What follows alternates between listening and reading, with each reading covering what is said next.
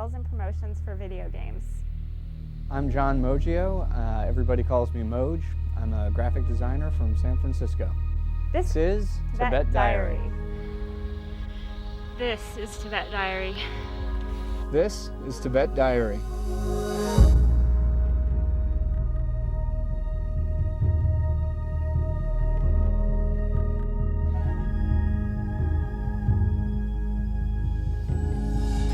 I've never been to Tibet, and the reason I want to go is in part just because I've been working in America from 9 to 6 on weekdays for the last 6 years, and I've just felt a little bit claustrophobic. I just got my first mortgage, and it was the most overwhelming sort of claustrophobic feeling I had ever had. So there's a little bit of just natural wanderlust, and then Tibet seemed like about as far as I could possibly go.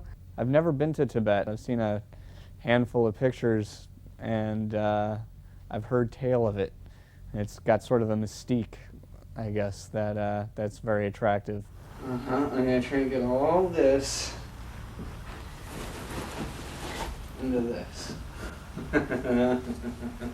It's so not gonna happen.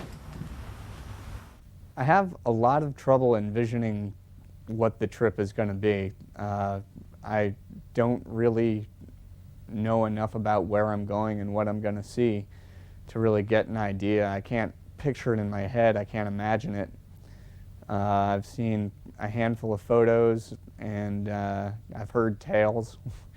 I've got a friend who's been to Tibet a couple of times, and whenever he talks about it, he gets this just sort of dreamy, faraway, happy look in his face. So just based on that, I'm pretty sure I'm in for a really special experience. Take 1 tablet by mouth twice daily. Begin 24 hours before high altitude travel. Continue until 24 hours after max altitude reached.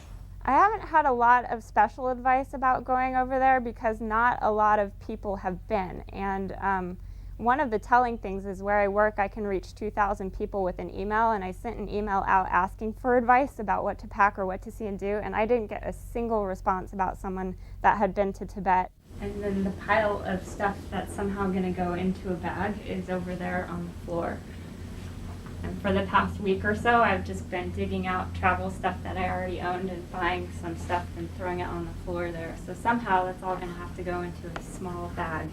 A lot of what I know about Tibet is based on the sort of Free Tibet campaign and then movies. And I don't know how realistic those are in portraying the day-to-day life of Tibetans. This is a sleep sack, and it's a lightweight sleep thing to help keep like bed bugs and mice at bay, even though it doesn't really work. I just like it because it's comfortable, and I'm going to bring it, but I don't know if I'll actually use it. What little I know about the Tibetan political situation is that it's a mess. I know they're claimed by China, and the claim on China is sort of based on ancient history, and it's kind of a tenuous claim, although it's, they went in there, they took it. A book on Tibet to read for fun. Bungee cords, because you never know. China's official position is to protect the Tibetan culture, but the sort of unofficial position seems to be to assimilate the culture and kind of meld it into the Chinese culture and water it down, if not make it completely disappear. So I'm very curious, I guess worried really, about what's going to happen in the long run. Is Tibet really going to continue to exist, or is it just going to become an artifact? I don't need any of that. I can't wait to go. I want to go now.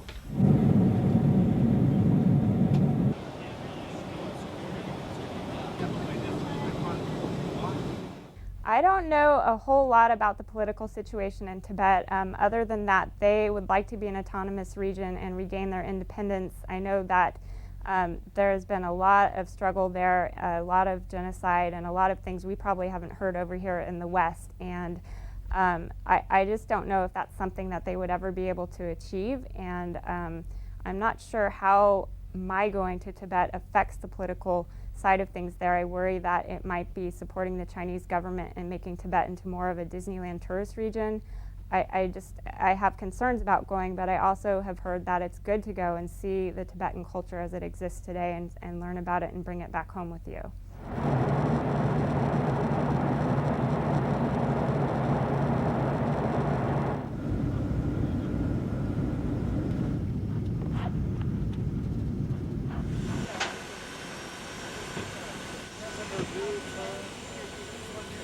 I think the best part of the trip is going to be the trip. I'm going to Tibet, you know, what's not going to be great about it? We're in Tibet. This is, I think, one of the most spectacular airports I've ever seen. Just nestled right in the middle of these, just tucked into these hills. And I can already tell I'm going to have trouble breathing. I'm getting out of breath just saying this. Maybe it's just the excitement, I don't know. I'm pretty sure it's the 12,000 feet. I can't tell if I'm dizzy with excitement or lack of oxygen, but this is the most astounding scenery I've ever seen at an airport, and it is by far exceeding my expectations. So I'm glad we're in Tibet finally, and I can't wait to get acclimated and start hiking around and seeing more of it. Thank you very much.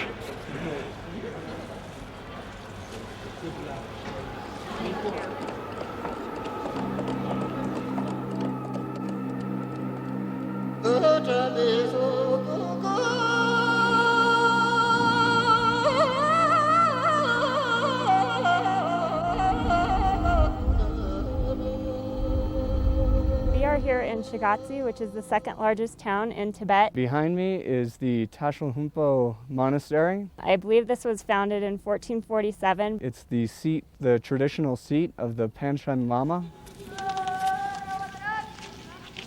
It was really great to finally get inside and go wandering around. There's just little tiny cobblestoned alleyways going all over the place, and definitely got the feeling that we'd only scratched the surface of what's in there. And it's huge, and we saw a small portion of it. But I think, without any doubt, we saw the most spectacular sight that it has to offer. We went to one of the rooms, and I didn't even know what was inside as we were going in. And we pulled aside the curtain and stepped inside, and it was kind of dark, and I'm looking at yak butter and candles and golden ornaments and pictures and offerings. And then I looked up, and this magnificent, unbelievably huge Buddha was right there. And it was just overwhelming. It was just awing. And he had the greatest look on his face. It was so serene. And just looking at him, it really does make you feel serene as well. And I could have just stood there and stared at his eyes. Very quiet, peaceful eyes. And that was definitely the most beautiful man-made structure I've ever seen. It was just amazing. So if that had been the only thing we had seen in Shigatse, it would have been totally worth the 8-hour bus ride here and back. And while I was there, it was one of the most peaceful and serene situations I've been in. And I had a little bit of time to reflect and think that sometimes in life you get stuck in a really arduous task about where you're going. And definitely the trip to get here has tested our patience and our strength. There was an 11-hour plane ride, another plane ride, a 4-hour bus ride that took 8 hours across the bumpiest, muddiest road I've ever seen. And by the time we actually saw the statue, I can easily say it was all worth it. While we were there, we had a chance to talk to a monk and get some idea of what daily life here is like. I was wondering if the monks actually come here for meditation. While we were talking to the monk, we found out a little bit about daily life here.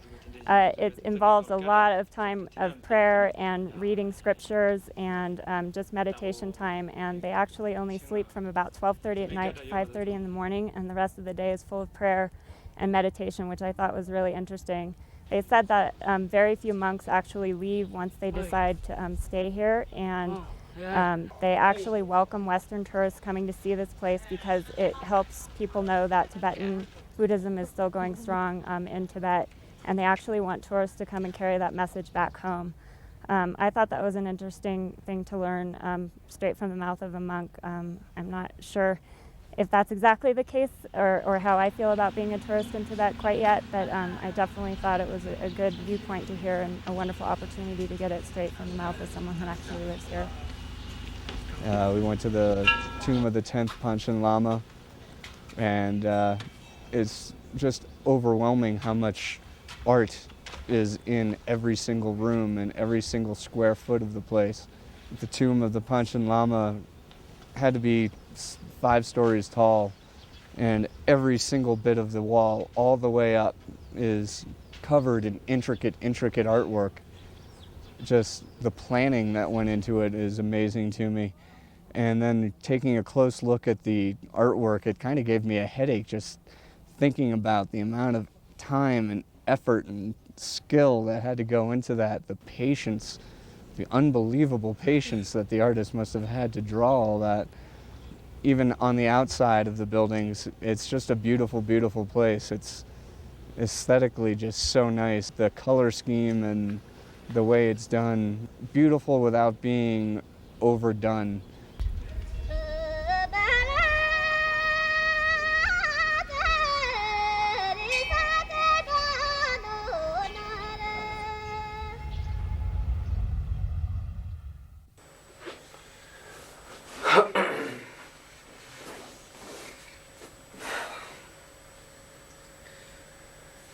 Today is September 7th.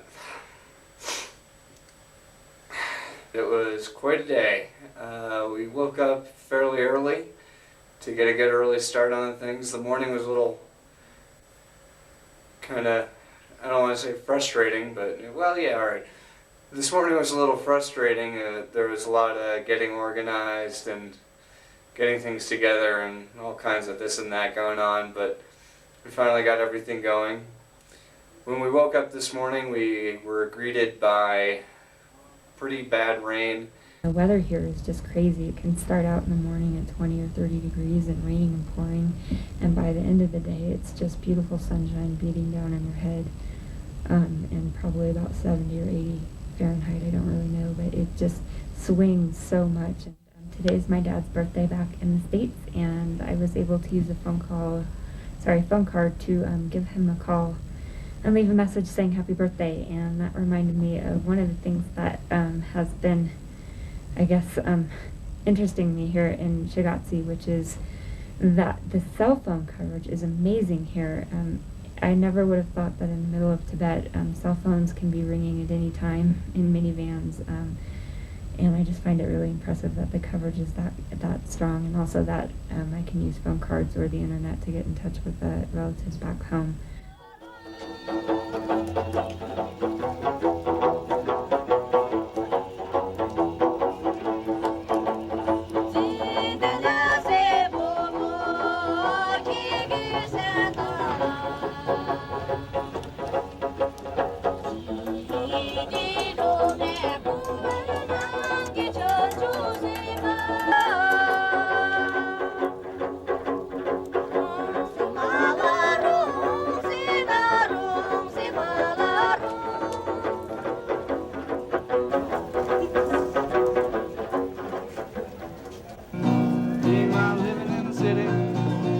To go and sing.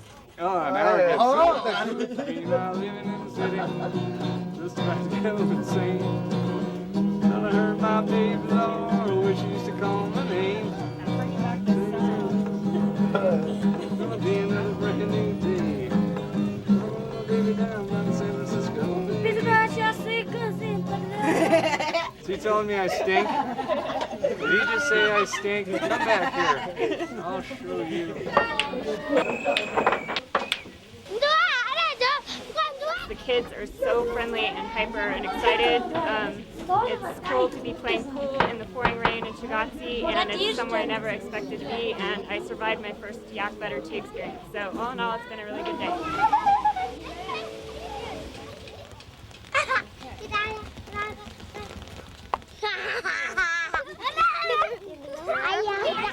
Just finished playing some 8-ball, kind of.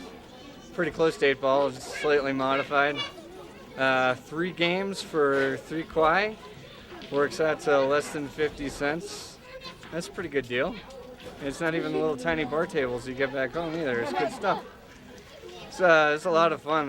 They're all real friendly. Everybody wants to help you line up your next shot. It's like a community effort. Everybody's like, you should hit this ball. Oh, no, you should hit this ball. Oh, this one's a good one. And the kids are a kick. They seem to like cameras. And yeah, it's all kinds of fun around here. Everybody, anything you do seems to attract a crowd. I don't know if it's just me. Just me. Just me? Just me. What's your name? Pati. Pati?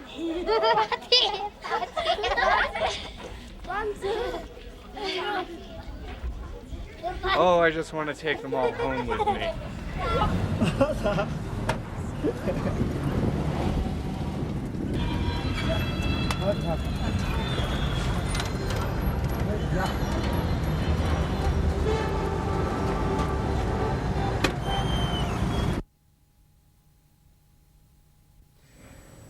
My goodness, we had a day today. It was, we did a lot. Let's see, first we got up and we went and wandered around the Tibetan section of town. Wandered through some of the back alleyways. We talked with a Tibetan for the first time, and he had a very interesting take on the Chinese-Tibetan situation, and definitely a perspective that was good for me to hear as far as an actual Tibetan finding the Chinese help and assistance to be really worthwhile. It's not necessarily something I wasn't expecting or was expecting, but what he told us was that they're kind of partnered with cities from China. Beijing, for example, funds some projects in Lhasa. Shanghai has projects here in Shigatse. And it's just interesting to hear their kind of mixed or contradictory feelings. On the one hand, it's sort of subsuming the Tibetan culture. On the other hand, it's making life a lot easier and providing many more opportunities. So it was just nice to hear that from a non-Tibetan official, a non-Chinese official, and get that straight from the mouth of a Tibetan. And it's definitely an interesting perspective, and I would definitely like to talk to more people to see what they think about it.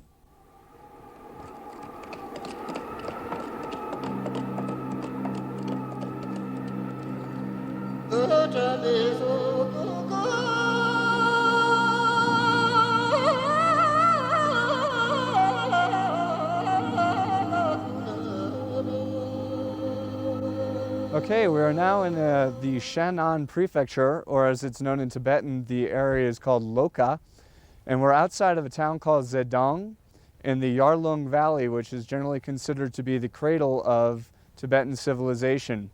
We're 100 or 150 miles or so east of Lhasa. Behind me is the Yamalagong Palace, which dates back to the 7th century. In this area, we find some of the oldest palaces and oldest monasteries in all of Tibet. Songtsen Gampo is probably one of the kings thought to bring Tibetan Buddhism as a religion here, and he used that palace as a summer palace with his Nepali and Chinese wives. This is also actually where Buddhism got its foothold in Tibet. The Chongyae Monastery is nearby, and that's the first Buddhist monastery in all of Tibet. And today we are going to go look at some of the Tibetan king burial grounds. There's also a lot of evidence of the Bun religion, which is the religion that predates Buddhism. There's still traces of it in modern day Tibet, but I guess it's pretty rare.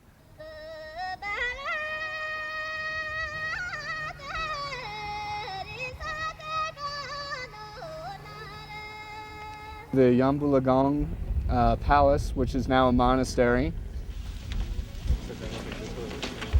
Climbed up a hill, and the view here is simply astounding. And I'm scared of heights, and it's just yet another example here in Tibet of how when you're pushed to your limit, you are rewarded so greatly. So we are almost at the top of the Yamalagong Palace, and a little bit out of breath, and as with everything here in Tibet, we're finding it takes a little bit of effort, either long bus rides out of breath hikes, and then something spectacular is usually right around the corner. This is the lowest altitude we've been at so far, which is still higher than the highest altitude I've been at before. And talking gets to be a bit of a hassle after a little climb. We did come up from all the way down there though, so give me a little credit.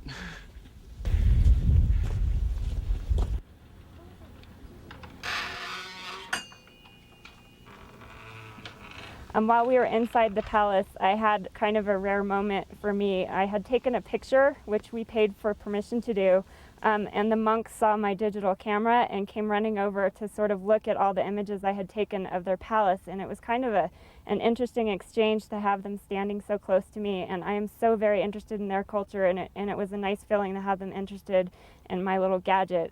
Whether that's a good thing or a bad thing or another bad Western influence coming in here, I don't know. But I was just really touched by their interest and so grateful to have that close proximity to something so neat and interesting here. This temple had a much more sort of cozy feel. It was very small and dark and very nice inside, and it was really comfortable in there and felt very at ease. And the tiny main room was just filled with little things to look at: statues, drums, prayer books, all kinds of stuff just crammed in there. And I liked it a lot. I think I got some new decorating ideas for my living room, which my roommate's going to be just thrilled about.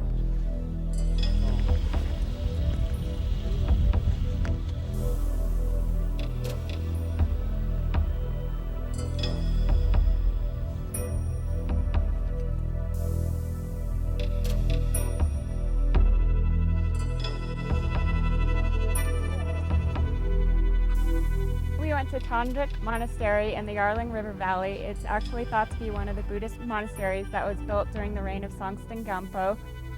In their mythology, it's one of the monasteries that pins down a giant demoness that covers most of Tibet. And this one in particular pins down her shoulder to the ground so she can't get up and wreak havoc. When we went into Trondwreck Monastery, it felt a lot like a carnival funhouse. Each of the rooms was lit by yak butter candles, and they cast an eerie glow across the statues and Buddha images within. The rooms also had protector deities, and sometimes in the dark room you'd sometimes jump when you finally saw one of those scary faces looking down on you. My favorite part of the Trondwick Monastery was when we were upstairs. There were a couple of monks actually in a small room, and they were doing their chanting, singing of their prayers, and it was really beautiful to listen to. The Tibetan language is just very nice in general, and then when they're singing, chanting it, they had a really nice rhythmic style, and it was kind of hypnotic. It would be really, really nice, soothing background music. Trondwick's claim to fame is its thangka, which is extremely famous. It's a sort of tapestry art. And the amazing thing about it is it's made out of 29,000 pearls that are woven into a single image.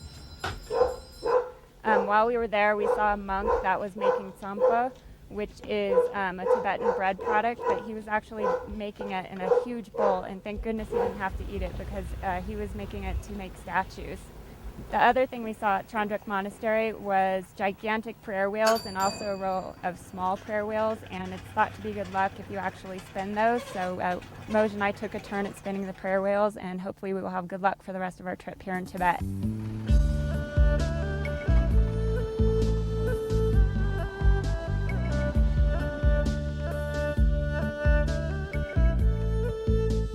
After the Trondwick Monastery, we also went down into Chongyae Valley to see the burial mounds, one of which we're actually sitting on top of right now. They're so large that I thought it was actually a natural hill, but apparently it's a man-made burial ground. Somewhere underneath me is the remains of Songtsen Gampo, one of the very first kings of Tibet.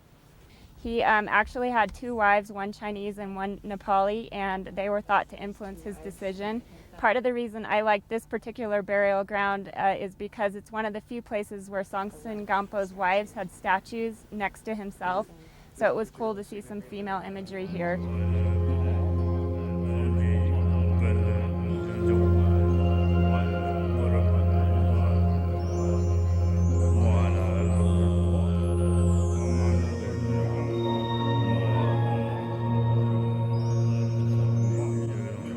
We had a very full day today here in Shannan, or Loka, depending on whether you're going for the Chinese or the Tibetan.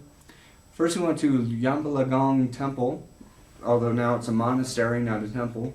And having been to a few different monasteries now, I think that Yamalagong might actually be my favorite that we've seen so far. It had a really cozy, homey feel to it.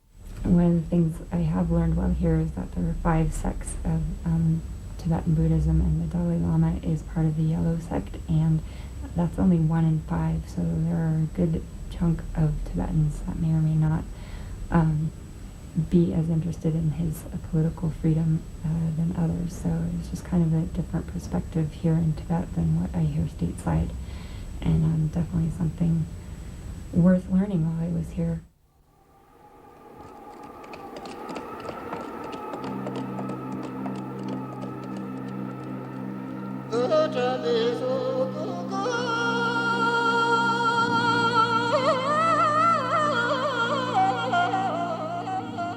Today we are at Chongyae Monastery, and we timed our arrival pretty well. As we came in, they were blowing horns on the roof of the monastery.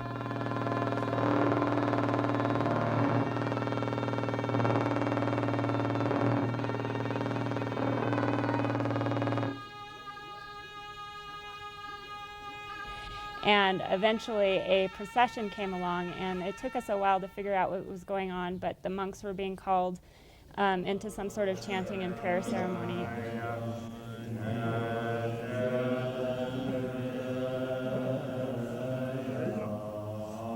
And then there was a more important looking monk, and that shows my relative ignorance about what was going on, but he had a big yellow hat and was seeming to tell some sort of story.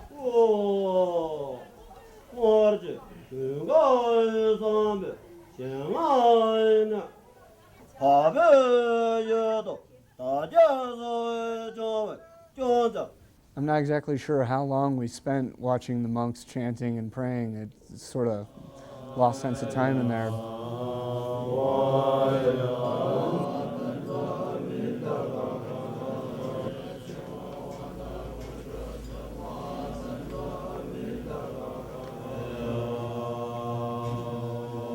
After a while, we left the main room and then finally got to start exploring the actual monastery itself. It's a pretty big place, and the building itself, the main building, is pretty impressive. It's very palatial, and I think I read in the book that it covers actually 3 different styles of architecture, going from Tibetan, Chinese, and even Indian. That comes from, apparently, when this all started, they brought in Chinese and Indian scholars, I guess, to help them interpret and translate all the ancient Buddhist scripts. Some of the other stuff I noticed here, there's a lot more pilgrims than at the other monasteries that we've been at. They're pretty interested in checking out the monastery and looking around at different things. This would be a good example. And it seemed a lot more of a homey monastery, and the monks here seem to have a lot more sense of humor than at other places. They're a lot more jocular and sort of wrestling in the courtyard before they go into chant, and even while chanting you could see them sort of ribbing each other until they really got into the ceremony. Also, wandering around here, one thing that's really struck me is the statuary. I think they've got more impressive statues than the other places that we've been in, and they're really very striking, especially the protector deities, which are always the scariest, angry-looking ones. And they're really magnificent here. They're just even scarier and even angrier than the usual. Also, since it's a big building, there's a lot of wall space, and they've got a lot of murals, and they're just as beautiful here as any we've seen anywhere else. And I guess over 1,200 years, you really get to build up quite an impressive collection. They're just as intricate and just as amazing to look at, sort of occasionally difficult to look at because it's such an incredibly different style and such an intricate painting that there's just too much to take in. One of the main statues that I saw here was Guru Rinpoche, whose name I might not be pronouncing correctly, but you can recognize him because he has a staff with 3 heads on it, or one is a skull, one's a shrunken head, and then one's a head. I think he had a lot to do with the founding of this monastery. So I thought that was really interesting that I'm finally starting to recognize some of the protector deities and some of the people in the statues that we come across.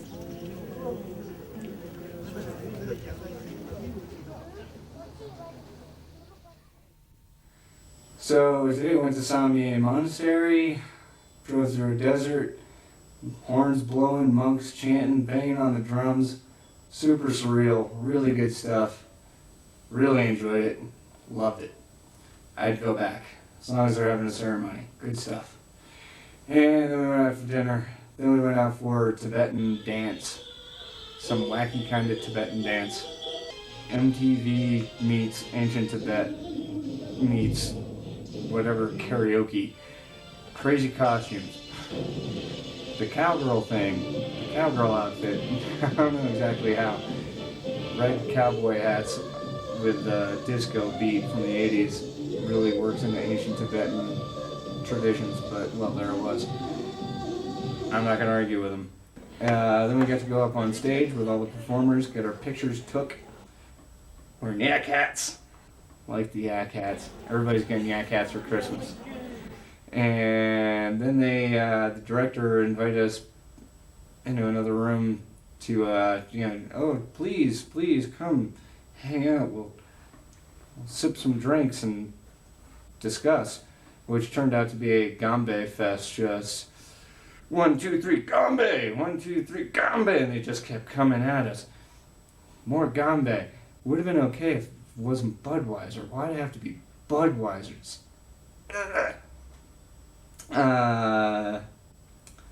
And then, on top of that, all the singers, the performers, would just surround us and sing at us, like from this close.